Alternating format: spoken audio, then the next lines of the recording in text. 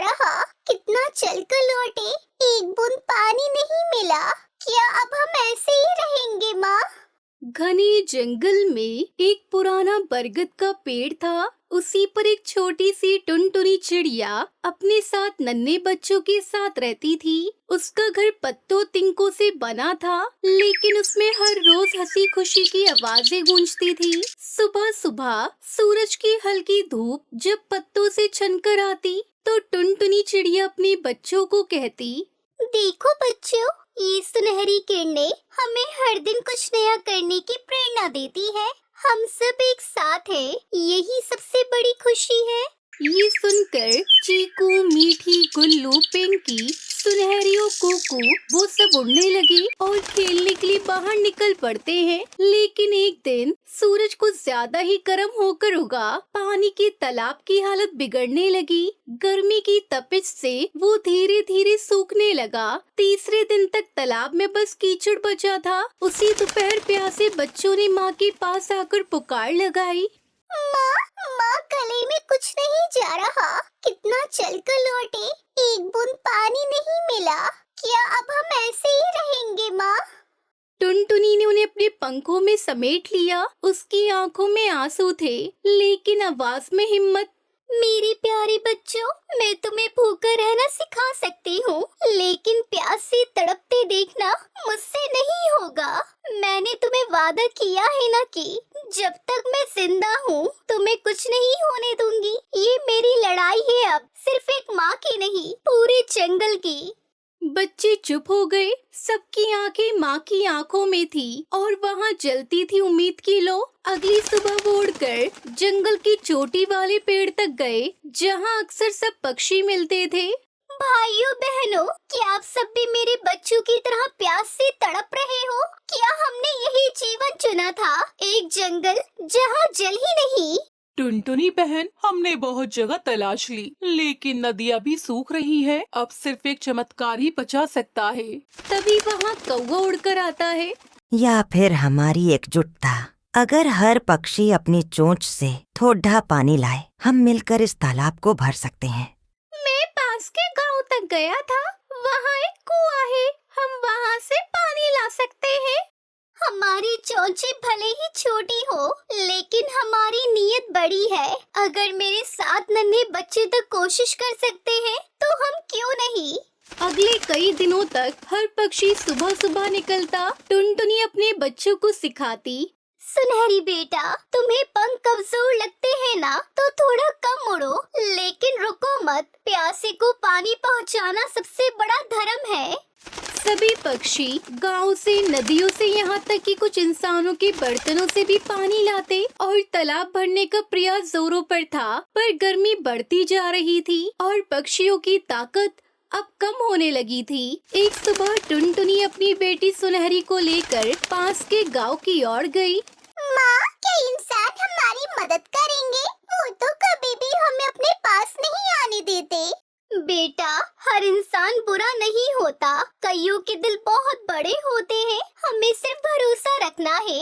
एक बार कोशिश में क्या जाता है, हम दूसरे पक्षियों के लिए इतना तो कर ही सकते हैं ना। वो एक खेत में जा पहुँचे, जहाँ एक किसान कुएं से पानी निकाल रहा था। टुनटुनी ने झट से घास के टुकड़े पर बैठकर चहकते हुए किसान का ध्यान खींचा। अरे, ये चिड़िया क्या चाहती है? बार बार कुएं की तरफ क्यों इशारा कर रही है? टुनटुनी ने उड़कर गांव की दिशा दिखाई, फिर वापस तालाब की ओर। ये सिलसिला कई बार चला। आखिरकार किसान समझ गया कि वो चिड़िया क्या कहना चाह रही है। लगता है ये छोटी चिड़िया मुझे किसी की मदद के लिए बुला रही है। चलो देखते हैं इस नन्ही चिड़िया को क्या परेशानी है। फिर किसान ने अपनी बैलगाड़ी में पानी से भरे मटके रखे और टुनटुनी चिड़िया के पीछे पीछे चल पड़ा। जंगल लौटकर टुनटुनी चिड़िया ने सभी बच्चों को इकट्ठा किया। बच्चों, आज से तुम सब जल योद्धा हो। तालाब को बचाना सिर्फ बड़ों का काम नहीं है, ये हम सबका काम है। ये हमारा फर्ज बनता है कि हम पानी का ख्याल रखें, उसे बेवजह बर्बाद न करें, क्योंकि पानी हमारी जिंदगी में बहुत जरूरी भूमिका निभाता है। पानी है तो जीवन है। माँ, मैं छोटी हूँ, पर मैं सूखे पत्तों को तालाब से हटाकर जगह साफ करूँगी। फिर सुनहरी और कुकू ने मिलकर जंगल के अन्य जानवरों पक्षियों को बुलाया। खरगोश, गिलहरी और बंदर भी मदद को आगे आए। हम अपनी छोटी छोटी थैलियों में पानी भरकर लाएंगे।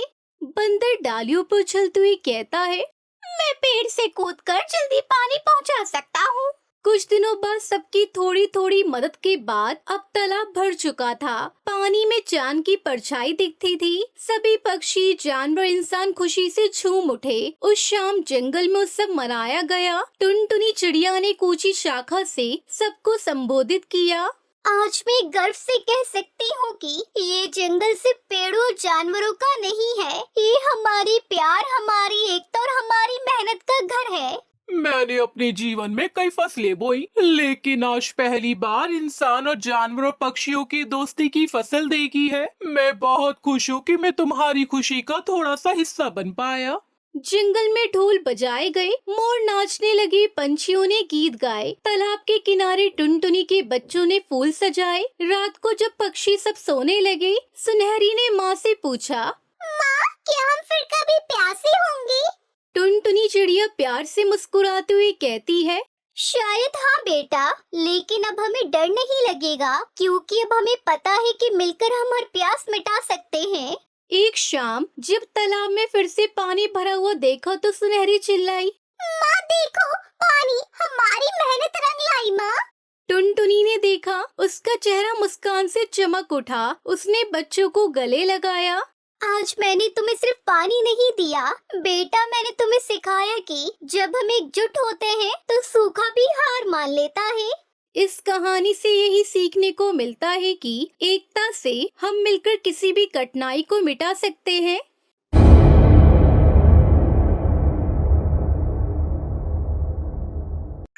एक गांव में कालू नाम का कौआ अपनी बीवी टुनटुनी और अपने बेटे गोलू के साथ रहता था। उनके पास एक बिल्ली थी जिसका नाम उन्होंने पूसी रखा था। गोलू पूसी को बहुत प्यार करता था। एक रात जब सब सो रहे होते हैं तभी पूसी को खिड़की में काला साया दिखता है। पूसी खतरा जानकर खिड़की के पास चली जाती है। वहाँ एक भूतिया चिड़िया की आत्मा खड़ी होती है। कितनी प्यारी बिल्ली है, वाह, मुझे देखते ही आ गई। लेकिन तभी पूसी उस पर अपने पंजों से हमला कर देती है। लेकिन भूतिया चिड़िया की आत्मा को कुछ नहीं होता और वो पूसी को पकड़ लेती है। बहुत ही वफादार बिल्ली है भाई, मजा आ गया। लेकिन तू मेरा कुछ नहीं बिगाड़ सकती। अरे सामने तो कोई बच्चा सो रहा है, क्यों न इसे खा लूं? मेरी कई दिनों की भूख मिट जाएगी इसका नरम नरम मांस खाकर। लेकिन पूसी का रोना सुनकर सब जाग जाते हैं। अरे गोलू बेटा, क्या हुआ यहाँ? और पूसी कहाँ गई? मैंने उसके रोने की आवाज सुनी। अरे लगता है ये लोग इस बिल्ली को ढूंढ रहे हैं। क्यों ना मैं इसके शरीर में ही समा जाऊं और मौका मिलते ही इन सब पक्षियों को मार दूंगी। ऐसा कहकर भूतिया टूनी चिड़िया की आत्मा पूसी के शरीर में समा जाती है और पूसी जोर जोर से रोते हुए बेहोश हो जाती है। पूसी का रोना सुनकर टुनटुनी और कालू खिड़की के पास जाते हैं। अरे टुनटुनी, ये रही पूसी, लेकिन बेहोश कैसे हो गई? ऐसा लग रहा है किसी ने इसे मारा है, लेकिन यहाँ तो कोई भी नहीं है। हो सकता है कूद रही होगी और गिर गई। फिर कालू पूसी को उठाकर गोलू के साथ सुला देता है और वहाँ से चला जाता है। ये पक्षी तो मेरे छोटे करतब से ही डर गए। मजा तो तब आएगा जब मैं इनका मांस खाऊंगी। और पूसी रानी, ऐसा करने में मेरी मदद करेगी तू? फिर अगली रात भूतिया चिड़िया की आत्मा पूसी के शरीर में आती है और गांव के अंदर चली जाती है। वहाँ कुछ पक्षी बैठे होते हैं, वो उन्हें मार देती है। अगले दिन गांव में मरे हुए पक्षियों को देखकर अफरा तफरी मच जाती है और गांव वाले इकट्ठा हो जाते हैं। अरे मर गया रे, ये पक्षियों को कौन मार रहा है? वो भी इतनी बुरी तरह। सबका कुछ न कुछ हिस्सा गायब है। तभी वहाँ हरी तोता आता है और बोलता है, भैया, अब हम बोलेंगे तो विश्वास नहीं करोगे तुम लोग। हमने कल रात में बिल्ली को देखा था जो भूतिया चिड़िया की तरह बोल रही थी। भैया, कहीं बिल्ली भी पक्षियों की तरह बोलती है? लगता है तुम नशा कर लिए होगे या तो नींद में होंगे। तभी गांव वालों को इकट्ठा देख कालू भी वहां पहुंच जाता है और गांव वाले रात में ही घटना के बारे में बताते हैं, जिसे सुनकर कालू डर जाता है और वहां से घर वापस चला जाता है और टुनटुनी को बोलता है, टुनटुनी, कल गांव में रात में किसी बिल्ली ने पक्षियों पर हमला कर दिया और उन्हें बहुत ही बेरहमी से मारा। अच्छा, ये तो बहुत बुरा हुआ, लेकिन एक बिल्ली ये सब कैसे कर सकती है? गांव वालों को धोखा हुआ होगा। नहीं नहीं, ये सच है, क्योंकि हरी ने ऐसा करते हुए देखा था। तुम मानो या ना मानो, मुझे तो ये अपनी पूसी का काम लगता है। तुम पागल हो गई हो क्या? अपनी पूसी ये काम कभी नहीं कर सकती, और वैसे भी वो कितनी जरा सी तो है, लेकिन फिर भी तुम्हें ऐसा लगता है तो हम उस पर नजर रखते हैं। फिर कालू और टुनटुनी पूसी को घर के बाहर बांध देते हैं और रात में सोने का नाटक करने लगते हैं। रात होते ही पूसी अपनी चैन तोड़ देती है और पक्षियों पर हमला करना शुरू कर देती है। ये देखकर वो डर जाते हैं। मजा आ गया, अब मैं कल अपने मालिक का मांस खाकर वहाँ से चली जाऊंगी। मुझे कुछ गड़बड़ लग रही है, मैं कल ही जाकर बाबा से बात करता हूँ। तुम बस अपना ध्यान रखो। अगली सुबह कालू बाबा के पास जाता है और उनसे रात की घटना के बारे में पूछता है। बाबा थोड़ी देर ध्यान लगाने के बाद बोलते हैं, बेटा, तुम्हारी बिल्ली के शरीर पर एक भूत या चिड़िया की आत्मा ने कब्जा कर लिया है। तुम्हारी बिल्ली बहुत ही वफादार है। तुम्हारे बेटे गोलू को बचाने के लिए उसने अपनी जान खतरे में डाल दी। लेकिन तुम चिंता मत करो, ये लो, ये पवित्र राख, और ये उस बिल्ली को खिला देना। अब तुम जाओ और अपने परिवार को देखो, वो उस भूत या चिड़िया की आत्मा के वहाँ रहते हुए खतरे में है। कालू पवित्र राख लेकर घर पहुंच जाता है। जाते जाते उसे रात हो जाती है। जैसे ही घर पहुंचता है, वो देखता है टुनटुनी और गोलू को पूसी ने अपने पैरों के नीचे दबा रखा है। कालू को देखकर वो बिल्ली कहती है, आजा आजा, तेरा ही इंतजार हो रहा था, अब तू आ गया। अब तुम तीनों को एक साथ मार कर खाऊंगी। तभी कालू कौवा उससे कहता है, भूत या चिड़िया की आत्मा, मैं मरने से पहले खीर खाना चाहता हूँ, उसके बाद तुम हमें मार देना। ठीक है, जा जाकर खीर बना कर ला। मुझे भी काफी दिन हो गए हैं खीर खाए हुए। तब तक तेरी बीवी और बच्चा मेरे पास रहेंगे। ये सुनकर कालू कौवा खीर बनाने लगता है और चुपके से पवित्र राख उसमें डाल देता है और खीर लेकर भूतिया बिल्ली के पास आता है। वाह वाह, मजा आ गया। इस खीर की खुशबू तो जबरदस्त है। ला जल्दी से दे, मुझे भूख लगी है। भूतिया बिल्ली वो खीर खाने लगती है, लेकिन तभी पवित्र राख अपना असर दिखाना शुरू कर देती है और भूतिया चिड़िया की आत्मा बिल्ली के शरीर से बाहर आ जाती है। ये क्या खिला दिया तूने मुझे? मेरे पेट में जलन क्यों हो रही है? भूत या चिड़िया की आत्मा, ये पवित्र विभूति है जो बाबा ने मुझे दी थी। अब थोड़ी ही देर में तुम पूरी तरह जल जाओगी। मैं तुझे छोड़ूंगी नहीं, जान से मार दूंगी। मैं बदला लेने वापस जरूर आऊंगी। इतना कहते ही भूतिया चिड़िया की आत्मा जलकर राख हो जाती है। अब कालू, टुनटुनी और गोलू अपनी बिल्ली के साथ खुशी खुशी रहने लगते हैं। हिमाचल के जंगल में टुनटुनी नाम की एक छोटी सी अनाथ चिड़िया रहती थी, जिसके माँ बाप का बहुत पहले ही देहांत हो चुका था और टुनटुनी के चाचा ने उसे अपने घर पर रखा था। टुनटुनी की चाची बहुत ही तेज थी और चाचा भी कुछ ज्यादा ध्यान नहीं देते थे। बरसात का मौसम आ गया था। एक दिन टुनटुनी अपने चाचा चाची के घर में अपने घोंसले में बैठी थी। तभी अचानक बारिश होने लगती है और टुनटुनी का कमरा टपकने लगता है। टुनटुनी पूरी तरह भीग जाती है। चाची, मेरा कमरा तो बहुत टपक रहा है। इतना ज्यादा बारिश का पानी छत से गिर रहा है कि मैं पूरी भीग गई हूँ और मेरा पूरा कमरा भी भीग गया है। हाँ, कमरा भीग गया है तो इसमें मैं क्या करूँ? मैंने तुम्हारे कमरे को ठीक करने का ठेका थोड़ी ना ले रखा है। लेकिन चाची, फिर मैं सोऊंगी कहाँ? शाम को जब चाचा आ जाए तो आप उनसे कह दीजिएगा, तो वो मेरा घोंसला ठीक कर देंगे। चलो जाओ अभी यहाँ से, मेरा दिमाग खराब मत करो। अगर तुम्हारा घोंसला गीला हो गया है तो जाकर उसे साफ कर लो और अब दोबारा यहाँ मेरे घोंसले में मत आना। और सुनो, जाओ जाकर शाम के खाने की तैयारी करो। टुनटुनी चिड़िया उदास होकर अपनी चाची के कमरे से निकल आती है और अपने कमरे को साफ करती है, लेकिन कोई फायदा नहीं होता। उसके कमरे से पानी उसी तरह से टपकता रहता है। शाम को जब टुनटुनी चिड़िया के चाचा घर आते हैं, कालू चाचा, मेरा कमरा बारिश के पानी से टपक टपक कर पूरा भर गया है। वहाँ पर सोने के लिए भी जगह नहीं बची है। मैं कहाँ सोऊं? अगर आप मेरे कमरे की मरम्मत कर देंगे तो मेरा कमरे से पानी टपकना बंद हो जाएगा और मैं आराम से सो सकूंगी। अरे मैं तुम्हारे बाप का नौकर नहीं हूँ जो तुम्हारा घोंसला जाकर मरम्मत करूँ। चुपचाप जाकर उसी कमरे में रहो और एहसान मानो कि मैंने तुम्हें अपने घर पर रखा है। कोई और तो तुम्हें रखने के लिए तैयार भी नहीं था। याद रखा करो कि तुम एक अनाथ चिड़िया हो। अपने ये सारे नखरे मुझे मत दिखाओ। चलो जाओ यहाँ से, अभी अभी जंगल से आया हूँ और तुम मेरा दिमाग चाटने खड़ी हो गई हो।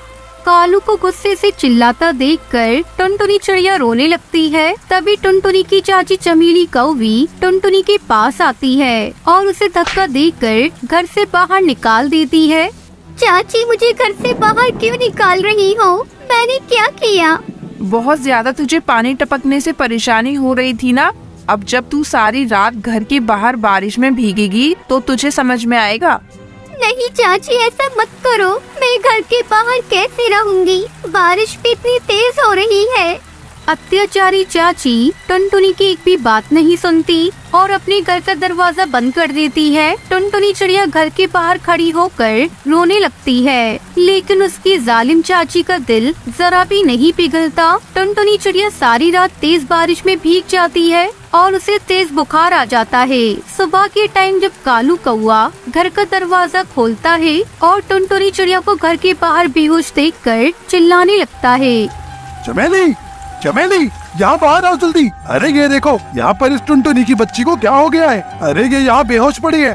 चमेली कौवी घर के बाहर निकल कर आती है। क्या हुआ? तुम ऐसे क्यों चिल्ला रहे हो? वो कौन सी मर गई है? बस बेहोशी तो हुई है। अभी मैं इसे उठाती हूँ। चमेली कौवी टुनटुनी चिड़िया को उठाने की कोशिश करने लगती है, लेकिन टुनटुनी चिड़िया नहीं उठती। अरे चमेली, तुमसे किसने कहा था कि इसे घर से बाहर निकाल लो? अगर तुमने इसे घर से बाहर निकाला था तो रात को अंदर कर लेना चाहिए था। अरे अब अगर ये मर गई होगी तो बताओ, पुलिस वाले मुझे पकड़ कर ले जाएंगे। अरे मुझे कहाँ पता था कि ये इस तरह से बारिश में भीगती रहेगी। मैंने तो सोचा था ये किसी भी पेड़ के नीचे छुपकर बैठ जाएगी, लेकिन ये तो बुखार की वजह से बेहोश हो गई है। अब तो लगता है इसे दवा दिलाने डॉक्टर के पास जाना ही पड़ेगा। देखो, तुम्हारी वजह से मेरे और पैसे खर्च होंगे। अब बताओ, इसे दवा दिलाने जाऊं या मैं अपने काम पर? चमेली कौवी बड़ी मुश्किल से टुनटुनी चिड़िया को होश में लाती है और उसे दवा दिलाने डॉक्टर के पास ले जाती है। डॉक्टर टुनटुनी चिड़िया को दवा देता है और जब अत्याचारी चाची टुनटुनी को लेकर घर आ रही थी, इस टुनटुनी की बच्ची ने तो मेरा और कालू दोनों का ही दिमाग खराब करके रखा है। जब देखो घर में ही पड़ी रहती है और हमारे पैसे ही खर्च करवाती रहती है। एक काम करती हूँ, इसे दूसरे वाले जंगल में छोड़ देती हूँ और ये वहाँ पर खो जाएगी तो इससे छुटकारा मिल जाएगा। चमेली कौवी टुनटुनी को जंगल के बीचों बीच छोड़कर वापस अपने घर आ जाती है। टुनटुनी चिड़िया अपनी चाची को बहुत ढूंढती है, लेकिन वो उसे नहीं मिलती। तो टुनटुनी चिड़िया वही जंगल के बीच में बैठकर रोने लगती है। टुनटुनी चिड़िया को रोता देखकर एक चिंटू नाम का चिड़ा टुनटुनी के पास आकर बैठ जाता है। अरे क्या हुआ? आप इतनी बारिश में यहाँ पर बैठकर रो क्यों रही हैं? मेरी चाची मुझे यहाँ जंगल में छोड़कर अपने घर चली गई है। आपको अपने मम्मी पापा के पास जाना है? चलिए, मैं आपका घर ढूंढने में आपकी मदद कर देता हूँ। नहीं, मेरे मम्मी पापा नहीं है। मैं अनाथ हूँ और अपने चाचा चाची के साथ रहती थी, मगर मेरे चाचा चाची मुझे बिल्कुल भी प्यार नहीं करते। बात बात में मुझे बहुत ताना भी मारते हैं और फिर दोनों ने कल मुझे रात में घर से बाहर निकाल दिया, जिस वजह से मेरी तबीयत खराब हो गई थी और अभी डॉक्टर के यहाँ से मैं दवा लेकर वापस जा रही थी। उन्होंने मुझे बीच रास्ते में छोड़ दिया। अब मेरा कोई घर नहीं है। अब मैं बेघर हो गई हूँ और ये बारिश के मौसम में तो मैं अपना छोटा सा घोंसला भी नहीं बना पाऊंगी, क्योंकि अभी मैं बीमार हूँ। चिंटू चिड़ा टुनटुनी चिड़िया की पूरी बात सुनकर तुम्हारा नाम क्या है? मैं कुछ मदद कर सकता हूँ? मैं भी अपने घर में अकेला ही रहता हूँ क्योंकि मेरे माँ बाप भी इस दुनिया से जा चुके हैं। तुम चाहो तो मेरे साथ मेरे घर चलकर रह सकती हो और जब बरसात का मौसम खत्म हो जाएगा तो मैं तुम्हारे लिए वहीं पर एक छोटा घोंसला बना दूंगा। मेरा नाम टुनटुनी है। आपकी बहुत बहुत मेहरबानी जो आप मेरी मदद करने के लिए एक फरिश्ता बनकर आए। अरे नहीं नहीं टुनटुनी, ऐसा मत बोलो, मैं कोई फरिश्ता नहीं हूँ। जल्दी चलो, बारिश तेज होने वाली है। टुनटुनी उसके घर चली जाती है। टुनटुनी तुम यहीं रुको और आराम करो, मैं अपने और तुम्हारे लिए कुछ खाने को लेकर आता हूँ। चिंटू चिड़िया जब घर से बाहर जाता है तो टुनटुनी चिड़िया चिंटू की पूरे घर की साफ सफाई कर देती है और खाना बना देती है। चिंटू चिड़िया जब वापस अपने घर आता है। टुनटुनी, मैं बाहर खाना ढूंढने के लिए गया था लेकिन मुझे बाहर कुछ भी नहीं मिला। अब तो तुम्हें भी भूख लग रही होगी क्योंकि शाम हो गई है और तुम्हारी तबीयत खराब है तो तुम्हें दवा भी खानी होगी। नहीं, तुमने मुझे परेशानी में नहीं डाला। घर के अंदर चलो, मैंने अपने और तुम्हारे लिए खाना बनाकर रखा है और देखो अब मेरी तबीयत भी पूरी तरह से ठीक हो गई है, बुखार भी उतर गया है। चिंटू चिड़ा अंदर आता है और देखता है टुनटुनी ने खाना बना लिया है और दोनों एक साथ खाना खाते हैं और धीरे धीरे उन दोनों में प्यार हो जाता है। और एक दिन टुनटुनी तुम भी अनाथ हो और मेरे भी कोई माँ बाप नहीं है, तो चलो हम दोनों शादी कर लेते हैं और एक साथ रहकर अपना जीवन बसर कर लेंगे। टुनटुनी चिड़िया चिंटू की बात मान लेती है और चिंटू से शादी करके खुशी खुशी अपना घर बसा लेती है और इस तरह से अनाथ चिड़िया को भी एक घर मिल जाता है। ये कहानी ढोलकपुर नाम के सुंदर से जंगल की है। ढोलकपुर जंगल में पक्षी बहुत मेहनती और ईमानदार थे। सभी मेहनत से कुछ न कुछ काम करके अपने परिवार के लिए दाना पानी के लिए व्यवस्था किया करते थे। लेकिन इन्हीं पक्षियों में कुछ चालबाज और शातिर किस्म के पक्षी भी थे जो बिन मेहनत किए ही सब कुछ पा लेना चाहते थे। बरसात का मौसम शुरू होने को था। सभी पक्षी पूरी मेहनत से अपने लिए भोजन और घर की व्यवस्था में लगे हुए थे, किंतु कालू कौवा और उसकी पत्नी चंपा कौवी को मानो कोई चिंता ही नहीं थी। देखते ही देखते बरसात शुरू हो जाती है। एक दिन चंपा कौवी कालू कौवे से कहती है, सुनिए जी, बहुत हो गया आपका आलस। 3 दिन हो गए हैं और ये बारिश तो रुकने का नाम ही नहीं ले रही है। अब मुझसे और भूखा नहीं रहा जाएगा। आप जाइए और मेरे लिए कुछ अच्छा सा खाने के लिए लेकर आइए। अरे क्या बात है, आज सवेरे सवेरे क्यों नाराज हो रही हो? अरे तुम्हें पता है ना, मैं अपनी पत्नी को कभी नाराज नहीं कर सकता। मैं तुमसे इतना प्रेम जो करता हूँ। अरे जाइए जी जाइए, बातें बनाना तो कोई आपसे सीखे। और आज आपकी इन चिकनी चुपड़ी बातों में मेरा पेट नहीं भरने वाला। आप अभी जाइए और मेरे लिए कुछ अच्छा स्वादिष्ट सा लेकर आइएगा। मेरा तो भूख के मारे सर ही चकरा रहा है। और हाँ, एक बात याद रखना, अगर आज कुछ खाने को नहीं लाए ना तो मैं भी अपने मायके चली जाऊंगी। फिर मेरे दोनों भाइयों से निपटने को आप तैयार रहना। अपने सालों के बारे में सोचकर कालू कौवे के पसीने छूट जाते हैं। अरे मेरी प्यारी चंपा, अगर तुम्हें भूख लगी थी तो पहले ही बता देती पगली। है अपने भाइयों को बीच में क्यों लेकर आ रही हो? चंपा के भाइयों से डर के कालू कौवा बुझे मन से भोजन की तलाश में निकल पड़ता है। न जाने किस मनहूस घड़ी में मैंने इस चंपा से शादी कर ली। अरे जिस दिन से शादी हुई है मेरा तो आराम ही दुश्वार हो गया है। ये चंपा खुद तो कोई काम करती नहीं है, जब देखो अपने भाइयों का डर दिखाकर मुझे परेशान करती रहती है। अरे अब खराब मौसम के बीच कहाँ से स्वादिष्ट भोजन ला कर दूं? कालू कौवा यूं ही अपने ख्यालों में खोया हुआ उड़ा जा रहा था कि तभी उसे हरी तोती का घोंसला दिखाई पड़ता है। अरे हरी तोती बहन, क्या हाल है आपके? बहुत खुश दिखाई पड़ रही हो। खुश हो भी क्यों ना, ये सबसे अच्छा मौसम जो है। लेकिन ऐसे मौसम में हमारे जैसे पक्षियों को भारी दिक्कत होती है। क्यों, क्या हुआ भाई? कोई परेशानी है क्या? हाँ हरी तोती बहन, बहुत परेशानी में हूँ। पहले तो कई दिन की लगातार बारिश के कारण मेरा घोंसला चटक गया। ऊपर से बारिश में भीगने के कारण तुम्हारी चंपा भाभी की तबीयत बिगड़ गई है। बस उसके लिए भोजन तलाशने के लिए ही निकला था। कालू कौवे की झूठी बातों को सच समझकर हरी तोती अपने घोंसले में रखी मीठी आम कालू को दे देती है। परेशान ना होना कालू भाई, चंपा भाभी का अच्छे से ध्यान रखना। आप ये आम उनके लिए लेते जाइए, वो जल्द ही ठीक हो जाएगी। हरी तोती से आम लेकर कालू अपनी चालाकी पर मनी मन खुश होता हुआ वहाँ से अपने घोंसले की ओर उड़ जाता है। अरे वाह कालू, आज तो इतना स्वादिष्ट फल खाकर मजा ही आ गया। अब तुम साफ साफ सुन लो, मैं एक दिन भी भूखी सोने वाली नहीं हूँ। मुझे रोज ऐसा ही स्वादिष्ट भोजन चाहिए। अब तुम इसके लिए चाहे आज की तरह झूठ बोलो, चोरी करो या डाका डालो, मुझे कोई मतलब नहीं। चंपा कौवे की बात कालू के घोंसले के पास से गुजर रही हरी तोती सुन लेती है और वो आगे से कभी भी कालू की मदद न करने का प्रण ले लेती है। अगले दिन फिर से कालू कौवा भोजन की तलाश में निकलता है। हरी तोती से देखकर ही दरवाजा बंद कर लेती है। कालू कौवा परेशान होकर भोजन के लिए आगे बढ़ जाता है। कुछ दूर जाने पर कालू कौवे को टुनटुनी चिड़िया का घोंसला दिखाई देता है। अरे ये तो टुनटुनी का घोंसला है। ये तो वही ढाबे वाली चिड़िया है जो स्वादिष्ट देसी घी के पराठे बनाकर बेचती है। अरे आज तो इसके ढाबे से ही स्वादिष्ट भोजन चुराकर काम चला लूंगा। मेरे मुंह में तो सोचकर ही पानी आ रहा है। कालू टुनटुनी के ढाबे से पराठे चुराने का विचार कर रहा होता है। तभी उसकी नजर टुनटुनी के घोंसले में रखी हुई उसकी अंडे पर पड़ जाती है। अरे आज तो लगता है दिन ही बन गया। अरे कितने दिनों से कोई अंडा नहीं चखा है। आज अगर ये अंडा मैं चंपा के लिए ले गया ना तो वो खुशी हो जाएगी और ये बेचारी वहाँ ढाबे में पराठे ही बनाती रह जाएगी। इतना सोचकर कालू कौवा दाएं बाएं देखता है और मौका पाकर टुनटुनी का अंडा उठाकर ले जाता है। उस दिन चंपा और कालू मिलकर टुनटुनी के अंडे को खा जाते हैं। ना जाने किसने मेरा अंडा उठा लिया है। मैं तो दिन रात मेहनत करके ढाबे में सबके लिए खाना बनाकर बेचती हूँ। ना जाने किसने अंडे को अकेला पाकर उसका शिकार कर लिया। टुनटुनी चिड़िया अपने अंडों को खोने के दुख में बहुत डूब जाती है, लेकिन दुष्ट कालू कौवे को उसके दर्द से कोई फर्क नहीं पड़ता है। अगले दिन कालू कौवा मौका पाकर ढाबे से पराठे अपनी चोंच में दबाकर उड़ जाता है। मैंने यहाँ पर गर्मा गर्म पराठे बनाकर रखे थे, ना जाने कहाँ चली गई। पता नहीं भगवान ऐसा मेरे साथ क्यों हो रहा है।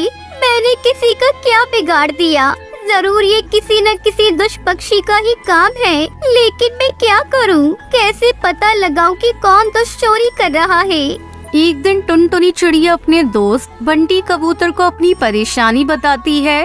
बंटी, ना जाने मुझसे क्या भूल हो गई है। पहले तो मेरा अंडा गायब हो गया और इसके बाद हर रोज मेरे ढाबे से पका हुआ भोजन गायब हो जाता है। टुनटुनी की बात सुनकर बंटी कबूतर कहता है, देखो टुनटुनी, ये दुष्ट पक्षी जो भी है उसे पकड़ने का एक बहुत ही अच्छा उपाय मैं तुम्हें सुझाता हूँ। तुम बस मैं कहूँ वैसा ही करती जाओ।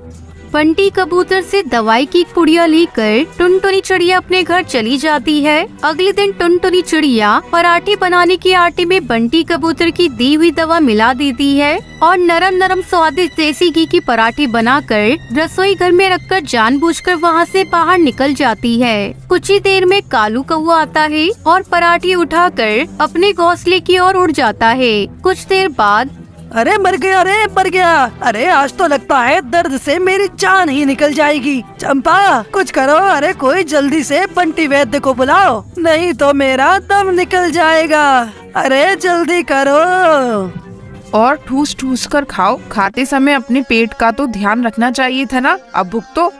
हाँ, अरे भाग्यवान, जल्दी से वैद्य जी को बुलाओ। अरे नहीं तो सच में आज दर्द से मेरी जान चली जाएगी। जल्दी बुलाओ। इससे पहले कि चंपा कौवे वैद्य बंटी कबूतर को बुलाकर लाती, चंपा कौवे भी पेट पकड़कर वहीं गिर पड़ती है। हाय कोई बचाओ। न जाने आज इन पराठों में तुम क्या मिलाकर लाए हो। आज तो लगता है दर्द के मारे मेरा पेट ही फट जाएगा। चंपा कौवे और कालू कौवे के रोने और चिल्लाने की आवाज सुनकर जंगल के पक्षी वहाँ जमा हो जाते हैं। तभी बंटी कबूतर और टुनटुनी चिड़िया भी वहाँ आ जाते हैं। क्या हुआ कालू, और खाने हैं मुफ्त के पराठे? टुनटुनी चिड़िया के घर से चोरी करते हुए तुम्हें शर्म नहीं आती? हमें माफ कर दो टुनटुनी, आगे से हम कभी चोरी नहीं करेंगे। मेहनत मजदूरी करके अपना पेट भरेंगे। बस आज हमारी जान बचा लो। नहीं, तुम दोनों दुष्टों की यही सजा है कि तुम ऐसे ही दर्द से तड़प तड़प कर मर जाओ। मैं तुम्हें कोई दवा नहीं देने वाली। कालू और चंपा अपने किए की बार बार माफी मांगते हैं। उनके भरे आंसू देखकर टुनटुनी चिड़िया को दया आ जाती है और वो उन्हें माफ करके पेट दर्द की दवा दे देती है। उस दिन के बाद कालू कौवा सुधर जाता है और फिर कभी भी चोरी नहीं करता है। हिमालय में एक कौवा अपना घोंसला बनाकर रहता था। उसका नाम कड़कनाथ था। कड़कनाथ की 2 बेटी थी, कालू और कालिया। दोनों ही बड़े आलसी और कामचोर थे। दिन भर मौज मस्ती करते और घूमते फिरते रहते थे। मेहनत करना उन्हें गवारा न था। कड़कनाथ अपने बेटों की वजह से बहुत चिंतित रहता था। कड़कनाथ दिन भर जी तोड़ काम करता है और जो भी कुछ कमा कर लाता उसके बच्चे उसे एक दिन में ही खा पी कर खत्म कर देते। कालू, ये क्या कर दिया तुमने? कल मैं जो कुछ भी कमा कर लाया था तुम सबने एक दिन में खर्च कर दिया। मैं तो बारिश के लिए इंतजाम करने में लगा हूँ ताकि बरसात में हम अगर काम करने भी ना जा सके तो कम से कम भूखे ना सोना पड़े, और तुम लोगों ने सब कुछ खत्म कर दिया। पिताजी, हमें सच में कल बहुत भूख लग रही थी तो हम क्या करते? भोजन रखा था तो खा लिया और पैसे भी खर्च हो गए। पिताजी, आप तो बहुत ही पुराने ख्यालों के हैं। आज के आधुनिक युग में लोग वर्तमान में जीते हैं, कोई भविष्य की चिंता नहीं करता। कालिया की बात पर दूसरे भाई ने हाँ में हाँ मिलाई। सही कहते हो बच्चों, मैं ही पुराने ख्यालात का हूँ, तुम सभी आधुनिक नए ख्याल वाले हो ना। इसी तरह कभी भी कड़कनाथ अपने बेटों को काम करने की शिक्षा देता, वो उसे कुछ न कुछ अटपटंगा सा जवाब दे दिया करते थे। एक दिन कड़कनाथ अपने दोस्त तोताराम के पास गया। तोताराम समाज में अपनी चतुराई के लिए प्रसिद्ध था। तोता भाई, मेरे बेटे तो दिन पर दिन आलसी और बस्तीखोर हुए जा रहे हैं। तुम ही बताओ क्या करूँ मैं अब? तुम ही हो जो बिठाकर अपने बेटे को खिला रहे हो। अरे इस उम्र में तो तुम्हें आराम और उन्हें काम करना चाहिए था, पर यहाँ तो उल्टी गंगा बह रही है। दोस्त, उनकी माता के देहांत के बाद बिन माँ के बच्चों को माँ की कमी ना महसूस हो, इसलिए मैंने उनको ज्यादा ही लाड प्यार से पाला था। अब वही लाड प्यार मेरे गले का फंदा बन गया है। वो दोनों मुझे पुराने ख्याल वाला बुलाते हैं और कहते हैं कि आज की पीढ़ी कल की चिंता नहीं करती। ये बात तो सुनो, कुछ दिन के लिए अगर तुम अपने दिल पर पत्थर रखकर जैसा मैं कहूँ वैसा करोगे तो मैं गारंटी लेता हूँ कि तुम्हारे बेटे जरूर सुधर जाएंगे। वाह भाई, ये हुई ना बात। तुम जो कहोगे मैं आँख बंद करके करता जाऊंगा, प्रॉमिस। तोताराम ने कड़कनाथ के कान में सारी योजना समझा दी। अगले दिन सुबह कड़कनाथ काम करने गया ही नहीं। दोनों बच्चे निश्चित समय पर खाने की टेबल पर आकर बैठ गए और इंतजार करने लगे कि कब खाना परोसा जाए। पर ये क्या, काफी देर हो गई पर खाना टेबल पर नहीं लगाया गया। तो वो लोग पिता के कमरे में गए। वहाँ कड़कनाथ मजे से रेडियो पर गाने सुन रहा था और घूम रहा था। अरे पिताजी, आप यहाँ पे क्या कर रहे हैं? मैं भी तुम्हारी तरह आधुनिक बन रहा हूँ। तुम सबने ये सही कहा था, कल की चिंता क्यों करें। आज से मैं भी आगे की चिंता नहीं करूँगा। अभी मेरे पेट में हल्का हल्का दर्द हो रहा है। मुझे खाना खाने की इच्छा नहीं थी, इसलिए मैंने भोजन नहीं बनाया। ये सुनकर तो दोनों भाइयों के चेहरे पर हवाइयाँ उड़ने लगी, पर करे तो क्या करे। पिताजी को कल की चिंता न करने की सलाह भी तो उन्होंने ही दी थी। मन में सोचकर दोनों भाई दिन भर भूखे रहे और रात में फिर पिता के पास पहुँचे। पिताजी, क्या अब आपका पेट का दर्द सही हो गया? हाँ, पेट का दर्द तो अब ठीक हो गया है, पर मेरा मन नहीं कर रहा कि मैं खाना बनाऊं। मैं तो आज पुराने गीत सुनकर ही आनंद लेना चाहता हूँ। ठीक है जी, आप मुझे बता दीजिए कि खाना कैसे बनाते हैं तो मैं पका लेता हूँ। मुझे बहुत भूख लगी है। कड़कनाथ ने उसे खाना पकाने का तरीका बता दिया। दोनों भाइयों ने मिलजुल कर किसी तरह कच्चा पक्का खाना पकाया और खाकर सो गए। रात में जो कच्चा पक्का खाकर सो गए थे, उसके कारण सुबह उनके पेट में दर्द हो रहा था। कल का कच्चा खाना खाकर पेट में दर्द हो रहा है। चलो देखते हैं पिताजी क्या कर रहे हैं। पिताजी, ये आप इतना सज धज कर कहाँ जा रहे हैं? आज तो मैं सिनेमा देखने जा रहा हूँ। मेरा दोस्त तोताराम बस आता ही होगा। तभी तोताराम वहाँ आ गया। वो भी खूब सज सवर कर आया था। अरे वाह कड़कनाथ, तुम तो बहुत ही स्मार्ट लग रहे हो। देखना, कहीं फिल्म की हीरोइन हीरो की जगह तुम्हारे गले में ही वरमाला डाल दे। इस बात पर दोनों दोस्त जोर से हंस पड़े। कड़कनाथ और तोताराम खुशी खुशी बातें करते करते चले गए। आज तो दोनों को खाना पकाना सिखाने के लिए उनके पिता भी घर पर नहीं थे, इसलिए वो टुनटुनी चिड़िया के पास गए। टुनटुनी आंटी, क्या आप हमें खाना पकाना सिखा देंगी? अरे खाना पकाना कोई आसान काम है क्या? जिसने कभी खाना ना पकाया हो एक दिन में खाना पकाना नहीं सीख सकता। देखो, अगर तुम दोनों चक्की से मेरा गेहूँ पिसवा कर ले आओ, मेरा घर साफ कर दो और मेरी सब्जियाँ काट दो, तो मैं इतनी देर में तुम्हारे लिए खाना पका दूंगी और धीरे धीरे तुम्हें खाना पकाना भी सिखा दूंगी। कालू और कालिया को ये आइडिया अच्छा लगा। बस फिर क्या था, जब उनके पिता सुबह सुबह कहीं घूमने निकल जाते तब कालू और कालिया किसी न किसी पक्षी के घर जाकर उसके काम कर देते और उनसे खाना मांग लेते। धीरे धीरे उन दोनों का आलस खत्म हो गया। एक दिन कड़कनाथ जब रात में अपने दोस्त तोताराम के साथ घूम फिर कर घर आया तो दंग रह गया। उसका घर एकदम साफ सुथरा और चमचमा रहा था। डाइनिंग टेबल पर तरह तरह के पकवान सजे थे। अरे भाई तोता भाई, लगता है हम किसी और के घर में घुस आए। मेरा घर तो मेरे बेटे हमेशा बिखरा कर रखते हैं और ये डाइनिंग टेबल तो तरह तरह के पकवानों से सजी है। भला मेरे बेटे तो खुद से पानी भी नहीं पी सकते। तुम सही कह रहे हो कौवा भाई, लगता है हम गलती से किसी और के घर में आ गए। वो लोग वापस लौटने ही वाले थे कि कालू और काली उनकी आवाज सुनकर अपने कमरे से बाहर आ गई। अरे पिताजी, आप आ गए। हम तो बस आपका ही इंतजार कर रहे थे। तोताराम चाचा आइए, आज तो आपको हमारे साथ ही डिनर करना पड़ेगा। हाँ, खाकर बताइए कि हमने कैसा खाना बनाया है। कड़कनाथ की आंखों में खुशी के आंसू आ गई, पर तोताराम ने उसे इशारा किया कि अभी उनकी एक्टिंग जारी रहनी चाहिए। कड़कनाथ और तोताराम उन दोनों के साथ डिनर करने लगी। हर पकवान बहुत ही टेस्टी बना था। रोटियां तो रुमाल की तरह मुलायम थी। वाह, खाना तो बहुत ही स्वादिष्ट बना है। क्या वाकई तुम लोगों ने बनाया है? हाँ अंकल, टुनटुनी आंटी ने हमें ये सब खाना पकाना सिखाया है। और पिताजी, हमें एक अच्छी सी नौकरी भी मिल गई है। आज से आपको काम पर जाने की जरूरत नहीं है। आज से हम कमाएंगे और आप घर पे आराम करेंगे। क्यों, अब तुम लोग वर्तमान में नहीं जीना चाहते? जब मैं भविष्य की चिंता करता था तब तुमने मुझे गलत ठहराया, और जब मैं वर्तमान का आनंद ले रहा हूँ तो फिर तुम मुझे गलत ठहराना चाहते हो। इसीलिए ये सब स्वांग रचा है। अब तुम ये सब कहना चाहते हो कि मुझे भविष्य की चिंता करनी चाहिए। पिताजी, ऐसा मत कहिए। हम अपनी गलती पर शर्मिंदा हैं। आप ना तो कल गलत थे, ना ही आज गलत हैं। गलत तो सदा से ही हम थे, पर अब हम अपनी गलती सुधारना चाहते हैं। आज से भविष्य की चिंता हम करेंगे। अब आप वर्तमान का आनंद उठाइएगा। कड़कनाथ की आंखों में आंसू आ गई। अब वो सब खुशी खुशी साथ रहने।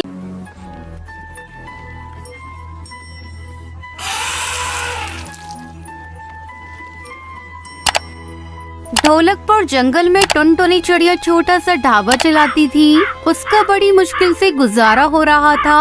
उसके ढाबे के सामने कालू कौई का एयर कंडीशन रेस्टोरेंट था। सभी अमीर पक्षी वहां जाना पसंद करते थे। टुनटुनी की दुकान पर बहुत गरीब पक्षी ही आते थे, जिन्हें बहुत कम कीमत पर भोजन चाहिए था, और इसी वजह से टुनटुनी बहुत गरीब थी। एक दिन उसके ढाबे में एक अमीर ग्राहक तोताराम आया। ये ढाबा तो बहुत छोटा है। पता नहीं यहाँ खाना सफाई से बनता भी होगा या नहीं। जी हाँ, मैं बहुत सफाई से खाना बनाती हूँ। कहिए आप क्या खाएंगे? दरअसल वो सामने वाला रेस्टोरेंट पूरा भर चुका है। आज संडे के कारण वहाँ की प्री बुकिंग हो चुकी है और मैं बहुत भूखा हूँ, इसलिए सोचा यही खाना खा लूँ। जो कुछ भी आपके ढाबे पर हो ले आइए। यहाँ ज्यादा ऑप्शन तो नहीं दिख रहे हैं। मैं दाल मखनी, सब्जी, रायता, पापड़, रोटी और सलाद की पूरी थाली लगा देती हूँ। हाँ, इतना तो मैं खा ही जाऊँगा। कोई डेजर्ट हो तो वो भी दे दीजिएगा। डेजर्ट? वो क्या होता है? मेरा मतलब है कि खाने के बाद कुछ मीठा हो जाए तो मजा आ जाए। हाँ हाँ, क्यों नहीं। मैं मीठे में खीर या बेसन के लड्डू दे सकती हूँ। अकेले काम करने के कारण मैं ज्यादा पकवान नहीं बनाती। तो कोई हेल्पर रख लीजिए। वैसे मुझे खीर बहुत पसंद है। हेल्पर की सैलरी कैसे दूंगी? मेरा तो खुद ही गुजारा बड़ी मुश्किल से होता है। कुछ ही देर में टुनटुनी ने तोताराम के सामने खाने की थाली और एक कटोरी खीर रख दी। खाना खाकर तो तोताराम की आत्मा तृप्त हो गई। अरे वाह वाह वाह वाह, खाना तो बहुत ही स्वादिष्ट था। इसमें तो होटल का नहीं बल्कि माँ के हाथ वाला स्वाद है। कितने पैसे हुए? तारीफ के लिए शुक्रिया। 40 रुपए थाली के और 20 रुपए खीर के, पूरे 60 रुपए। सिर्फ 40 रुपए में? और काजू बादाम की खीर सिर्फ 20 रुपए में? अरे ऐसे तो आप लुट जाएंगे। यहाँ सिर्फ गरीब पक्षी ही खाना खाने आते हैं। मैं उन्हें जितनी कम कीमत में अच्छा भोजन करा सकती हूँ कराती हूँ। ओह, तो ऐसा कहिए कि आप गरीबों की मदद के इरादे से ये ढाबा चला रही हैं। आप बहुत नेक काम कर रही हैं। मैं अगर उस बड़े रेस्टोरेंट में खाना खाता तो ये थाली मुझे कम से कम 200 रुपए की पड़ती। इसलिए मेरी तरफ से आप 200 रुपए लीजिए। इसे मेरा उपकार नहीं बल्कि आपके नेक काम में मेरा सहयोग समझकर रख लीजिए। टुनटुनी ने बहस नहीं की और 200 रुपए काट कर बाकी पैसे लौटा दिए। मुझे आपसे मिलकर बहुत खुशी हुई। क्या मैं आपके ढाबे का एक वीडियो बना सकता हूँ? क्यों? क्या तुम पुलिस वाले हो? मेरा ढाबा बंद करवाने आई हो? अरे नहीं, मैं तो एक यूट्यूबर हूँ और मेरे 1 मिलियन से भी ज्यादा फॉलोअर्स हैं। मैं चैनल पर ये वीडियो डाल दूंगा और लोगों को बताऊंगा कि कैसे एक गरीब चिड़िया गरीबों को कम कीमत पर इतना अच्छा भोजन उपलब्ध कराती है, जबकि महंगे रेस्टोरेंट के मालिक पक्षियों की जेब काटा करते हैं और सड़ा गला खाना खिलाते हैं। ठीक है, अगर ऐसी बात है तो आप वीडियो बना लीजिए। तोताराम ने उसके ढाबे और किचन का वीडियो बनाया। टुनटुनी का किचन बहुत ही साफ सुथरा था। तो आप देख सकते हैं कि टुनटुनी चिड़िया का किचन कितना चमचमा रहा है, जबकि इतनी सफाई से तो बड़े बड़े होटलों में खाना नहीं पकता होगा। आइए टुनटुनी के ग्राहक बंटी से बात करते हैं। जी, मेरा नाम बंटी है और मैं एक मजदूर हूँ। मुझे यहाँ कम कीमत पर भरपेट खाना मिल जाता है और खाना खाकर मेरा दिल खुश हो जाता है। हमें तो यहाँ का खाना बिल्कुल घर जैसा लगता है, इसलिए रोज यही खाना खाने और अपनी थकान मिटाने आते हैं यहाँ। मैं भी मजदूरी करता हूँ और टुनटुनी के ढाबे पर ही खाना खाना पसंद करता हूँ, क्योंकि वो किचन बहुत अच्छी तरह साफ करके ही खाना बनाती है। तो दोस्तों, अगली बार किसी बड़े रेस्टोरेंट पर पैसा बर्बाद करने की जगह टुनटुनी के ढाबे पर खाना खाइएगा। और आप सबसे निवेदन है कि खाने की उचित कीमत अदा कीजिएगा। जितनी आप किसी बड़े रेस्टोरेंट पर खर्च करते हैं, कम से कम टुनटुनी के भले काम में इनका सहयोग तो हम कर ही सकते हैं ना। तोताराम ने YouTube पर वीडियो डाल दिया और कुछ ही दिनों में अचानक टुनटुनी का ढाबा बहुत प्रसिद्ध हो गया। पक्षी उसके ढाबे पर खाना खाते और पैसे महंगे रेस्टोरेंट के हिसाब से चुकाते। इससे टुनटुनी को बहुत आर्थिक सहायता मिलने लगी। धीरे धीरे उसके ढाबे की प्रसिद्धि नगर प्रधान तक पहुंची। नगर प्रधान ने टुनटुनी के ढाबे पर विजिट किया। टुनटुनी, तुम बहुत नेक काम कर रही हो। एक गरीब ही दूसरे गरीब की जरूरत और तकलीफ को समझ सकता है। मैंने तुम्हारे काम से खुश होकर तुम्हें सरकारी सहायता दिलाने का प्रबंध कर दिया है। तुम्हें सरकार की तरफ से भी कुछ सहायता मिलती रहेगी। बस अपना ये नेक काम जारी रखना है। धन्यवाद प्रधान जी। मेरी दुकान पर पहले से भी कम कीमत पर गरीबों को भोजन उपलब्ध कराया जाता है, क्योंकि कुछ भले लोग यहाँ प्रतिदिन भोजन करने आते हैं और महंगे रेस्टोरेंट के बराबर बिल चुकाते हैं। ये सब तोताराम भैया के कारण हुआ है। मैंने तो बस लोगों तक बात पहुँचाई है, प्रधान का हुआ। टुनटुनी सही कहती है तोताराम। यूँ तो बहुत से यूट्यूबर्स हैं, पर वो सब फालतू के वीडियोस ही अपलोड करते हैं और फालतू बैठे लोग उन्हें व्यूज और लाइक दिया करते हैं। और तुम्हारी तरह उपयोगी वीडियो बनाने वाले बहुत कम लोग हैं। मैंने भी तुम्हारा चैनल सब्सक्राइब कर लिया है और उसका लिंक भी शेयर कर दिया है। धन्यवाद प्रधान जी, ये तो आपका बड़प्पन है। अब से मैंने ये तय कर लिया है कि सिर्फ ऐसे ही पक्षियों की वीडियोस बनाऊंगा जो कुछ भला काम करते हो। इस तरह टुनटुनी का ढाबा अच्छा चलने लगा और वो बहुत प्रसिद्ध भी हो गई। तोताराम के YouTube चैनल को भी बहुत सारे लाइक और सब्सक्राइबर्स मिले। आप भी बिना सब्सक्राइब और लाइक किए मत जाइएगा। एक जंगल में दुष्ट बिल्लू बिल्ला रहता था, जो अक्सर पक्षियों के अंडे व बच्चे खा जाया करता था। वो बहुत ही मोटा और ताकतवर था। सभी पक्षी उससे बहुत डरते थे। उसी जंगल में टुनटुनी नाम की चिड़िया अपने पति बंटी के साथ घोंसला बनाकर रहती थी। टुनटुनी और बंटी कबूतर एक दूसरे से बहुत प्यार करते थे। एक दिन टुनटुनी ने बंटी कबूतर के खुशखबरी सुनाई। अजी सुनते हो, तुम पिता बनने वाले हो। सच कह रही हो? ये तो बहुत खुशी की बात है। हाँ, कल ही डॉक्टर ने मुझे खुशखबरी सुनाई है और बेड रेस्ट के लिए बोला है। ठीक है, फिर आज के बाद तुम कोई काम नहीं करोगी, बस तुम घर में आराम करोगी और सारा काम मैं कर लूंगा। चाहे घर के बाहर का काम हो या भीतर का, मैं अकेले संभाल लूंगा। तुम चिंता मत करो, अपने और अंडे का ख्याल रखो। इसके बाद बंटी कबूतर घर के सारे काम अकेले ही किया करता था और टुनटुनी का बहुत ध्यान रखा करता था। एक दिन बंटी कबूतर दाने की तलाश में जंगल गया तो अचानक ही आकाश में काले बादल छा गए और तेज आंधी तूफान आ गया। टुनटुनी घर में बैठे बैठे अपने पति की लौटने की प्रार्थना करने लगी। सुबह से शाम हुई और बंटी कबूतर का कुछ पता नहीं चला। सभी पक्षी अपने अपने घर लौट आए, पर बंटी कबूतर नहीं आया। मौसम में आए अचानक बदलाव के कारण बहुत से पक्षी को परेशानी का सामना करना पड़ा था। कुछ पक्षी तो घायल भी हो गए थे। ये सब देखकर टुनटुनी की आंखों में आंसू आ गए। किसी तरह रोते रोते रात काटी और सुबह सुबह ही अपने पति की तलाश में जाने का निर्णय लिया। तोताराम ने उसे रोते देखा तो उसके पास आया। क्या हुआ टुनटुनी बहन, चिंतित लग रही हो? सब ठीक तो है? क्या बताऊं भैया, बंटी कबूतर कल दाना ढूंढने गए थे, वो अभी तक लौटे ही नहीं है। मैं उनकी तलाश में जा रही हूँ। ओह, तो ये बात है। दरअसल कल अचानक ही मौसम में ऐसा बदलाव आया कि जिसके विषय में हम पक्षी भी अनुमान नहीं लगा सके, जिसके कारण हम पक्षी अपने घर का रास्ता ही भटक गए। इतनी तेज आंधी और तूफान था कि हाथ को हाथ ही नहीं दिखाई दे रहा था। हवा इतनी तेज थी कि सब कुछ अपने साथ उड़ाए ले जा रही थी। ऐसे में हवा के विपरीत दिशा में उड़ पाना असंभव हो गया था। मैं खुद आधी रात घर लौटा हूँ। भगवान, बंटी कबूतर सही सलामत हो। मैं उनकी तलाश में जा रही हूँ।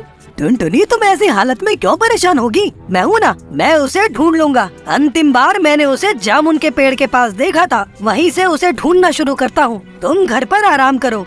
तोताराम ने बहुत समझाया पर टुनटुनी नहीं मानी और तोताराम के साथ साथ जंगल में बंटी कबूतर को पुकारने लगी। जामुन के पेड़ के पास उन्हें बुलबुल मिली। तुम लोग किसे ढूंढ रहे हो?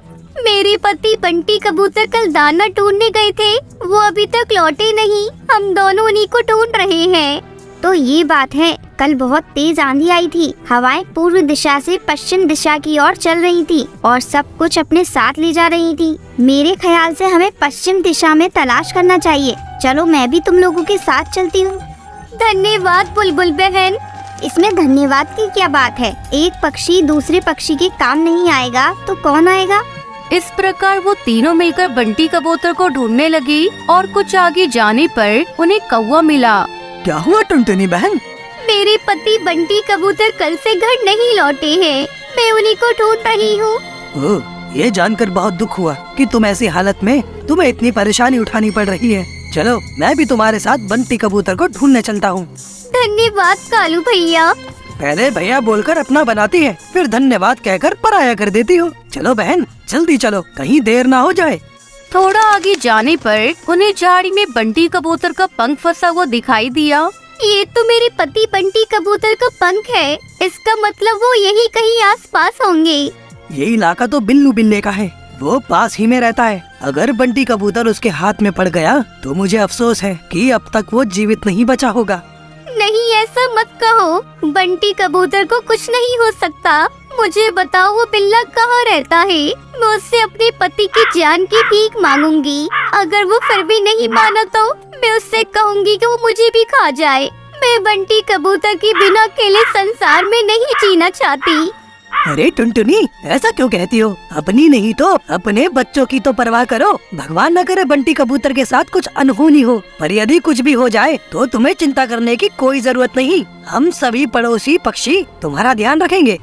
हाँ, हम भी तुम्हारा ध्यान रखेंगे। तुम खुद को कभी अकेली मत समझना। चलो, उस बिल्ले का घर उस तरफ है। भगवान करे कि सब ठीक हो। आगे जाने पर एक घर के बाहर एक बिल्ला दिखा और घर के भीतर से रोने चिल्लाने की आवाज आ रही थी। ये देखकर टुनटुनी अपने आप को रोक नहीं सकी और बिल्ले के सामने पहुंच गई। दुष्ट बिल्ले, मेरे पति को छोड़ दे वरना क्या कर लेगी? नन्ही चिड़िया, तुम मेरा कुछ नहीं बिगाड़ सकती। आज शाम को मैंने अपने दोस्तों को दावत पर बुलाया है। अब तो मैं तुम्हें भी कैद कर लूंगा और रात को अपने दोस्तों के साथ एक स्वादिष्ट चिड़िया और कबूतर की दावत उड़ाऊंगा। तभी सभी पक्षी झाड़ियों के पीछे से बाहर निकल आए। ये मत सोचना कि टुनटुनी चिड़िया कमजोर है तो तुम उसे डरा लोगे। हम चारों मिलकर तुम्हें ऐसा सबक सिखाएंगे कि जिंदगी भर याद रखोगे। इतना कहकर कालू, तोताराम और बुलबुल तीनों बिल्ले पर टूट पड़े और टुनटुनी बिल्लू के घर का दरवाजा खोलकर अपने पति को आजाद कराया। बिल्लू बिल्ला की भली प्रकार मरम्मत करके वो सब टुनटुनी चिड़िया के घर पहुँचे। मैं आंधी से उड़कर झाड़ियों में गिर गया और घायल हो गया। उसी का फायदा उठाकर बिल्लू बिल्ला ने मुझे अपना कैदी बना लिया। धन्यवाद भाइयों, आप सबने मेरी जान बचाई, वरना तो मैं टुनटुनी को दोबारा देख पाने की आशा ही खो बैठा था। धन्यवाद हमारा नहीं, टुनटुनी बहन का करो। टुनटुनी बहन बहुत ही हिम्मती और आशावादी हैं, जिसके कारण तुम्हारी जान बच सकी। अगर वो तुम्हें ढूंढने का प्रयास ही नहीं करती तो शायद वो बिल्ला तुम्हें आज खा गया होता। ये तो बिल्कुल सही बात है। मैं तो इसकी बहादुरी को सलाम करता हूँ। इनकी हिम्मत देखकर तो हमें उस बिल्ले से लड़ने की हिम्मत जागी, वरना हम सभी पक्षी दुष्ट बिल्ले से बहुत डरते थे। बंटी कबूतर भाई, चिंता मत करना। हम तुम्हारे भोजन और जल की व्यवस्था कर दिया करेंगे। आज से हम दोस्त हुए। बंटी कबूतर टुनटुनी ने सभी का धन्यवाद किया और खुशी खुशी रहने लगे। आज हमने सीखा कि हिम्मत वालों की कभी हार नहीं होती, लहरों से डरकर कभी नैया पार नहीं होती।